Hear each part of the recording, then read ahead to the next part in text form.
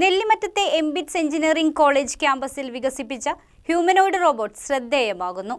അവസാന വർഷ electrical and electronics engineering വിദ്യാർത്ഥികൾ രൂപകൽപ്പന ചെയ്ത ഈ AI അധിഷ്ഠിത റോബോട്ട് ഇപ്പോൾ കോളേജിലെ പ്രധാന ആകർഷകമായി മാറിയിരിക്കുകയാണ്.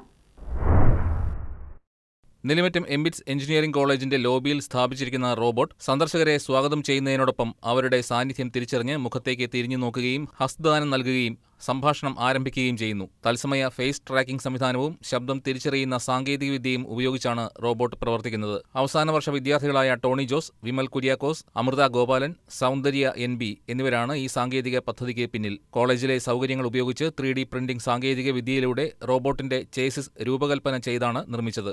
ഗൂഗിളിന്റെ Gemini AI, Python programming, advanced മൈക്രോ കൺട്രോളറുകൾ എന്നിവ സംയോജിപ്പിച്ചാണ് റോബോട്ടിന്റെ ബുദ്ധിശേഷി വികസിപ്പിച്ചിരിക്കുന്നത്. ഉയർന്ന കൃത്യതയുള്ള സ്റ്റെപ്പർ, സെർവോ മോട്ടോറുകൾ എന്നിവ ഉപയോഗിക്കുന്നതിനാൽ ക്യാമ്പസ് ഇടനാഴികളിലൂടെ സുഗമമായി സഞ്ചരിച്ച് സന്ദർശകരെ ആവശ്യമായ ഇടങ്ങളിലേക്ക് നയിക്കാൻ റോബോട്ടിന് കഴിയും. പ്രൊഫസർമാരായ മിനു മേരി ജോയ്, ഡോക്ടർ റീനി വർഗീസ് P, മുന്ന ബേസിൽ മാത്യു എന്നിവരുടെ നേതൃത്വത്തിലാണ് പദ്ധതി നടപ്പാക്കിയത്.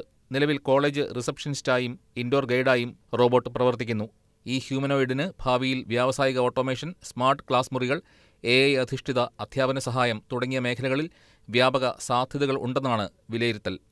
News desk KCV news.